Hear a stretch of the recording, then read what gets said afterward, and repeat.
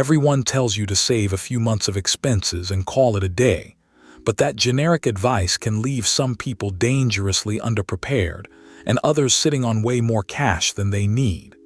Today, we're building a practical, personalized way to figure out your actual number, one that fits your job, your household, and your risk tolerance, not just a rule of thumb from a blog post. You've probably heard you should save somewhere between 3 and 6 months of expenses. That's a reasonable starting point, but it treats a salaried employee with stable income the same as a freelancer with irregular paychecks, or a single person with no dependents the same as a family with kids and a mortgage. The right size for your emergency fund depends on how predictable your income is, how quickly you could replace it if it disappeared, and how many people are counting on that income. So instead of memorizing a number, let's build a method you can apply to your own life.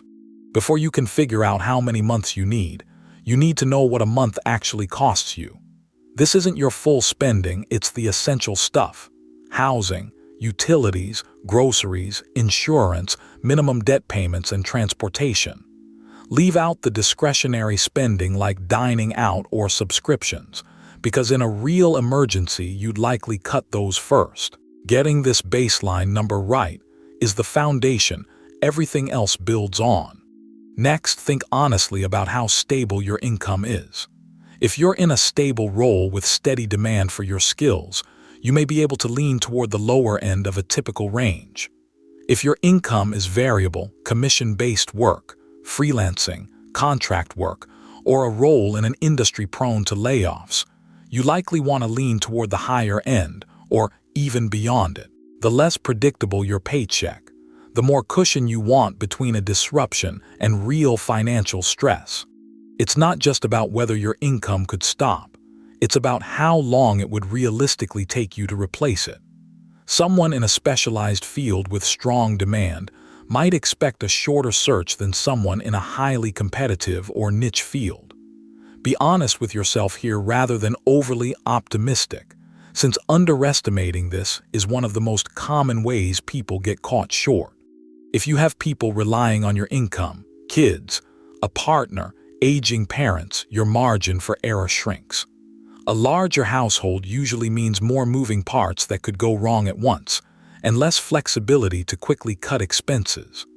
On the other hand, a dual-income household where both incomes could theoretically cover essentials on their own may be able to hold a smaller fund than a single-income household supporting the same people. Your emergency fund doesn't exist in isolation.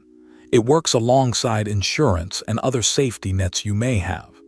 Solid health insurance, disability coverage, or an employer severance policy can reduce how much cash cushion you personally need to hold. If you're underinsured in key areas, that's a signal your cash cushion may need to be larger to compensate for those gaps. Once you've considered your essential expenses, income stability, replacement time, household complexity, and existing safety nets, you can land on a personal range rather than a single fixed number. Someone with high stability and few dependents might comfortably sit toward the lower end of a typical range, while someone with unpredictable income and a family to support might reasonably target well beyond it. There's no shame in needing more than what a general guideline suggests. The goal is matching the fund to your actual risk, not to what sounds impressive. This money should generally sit somewhere safe and accessible, like a high-yield savings account, rather than somewhere that could lose value right when you need it or be hard to access quickly.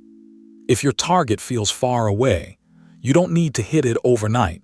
Building it gradually through automatic transfers, while still making progress on other goals like retirement contributions, is a completely reasonable approach. Treat it as a moving target you revisit periodically, rather than something you set once and forget.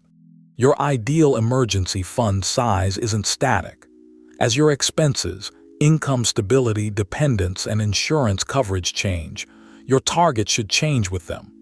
A good habit is to revisit this calculation whenever something major shifts in your life: a new job, a new dependent, a move, or a change in insurance. so your safety net keeps pace with your actual risk. So instead of chasing someone else's magic number, use these factors to build a target that actually reflects your life and your risk. If this framework helped you think about your own emergency fund differently, subscribe for more practical breakdowns like this one, and check out the rest of our account series for more on managing your everyday money.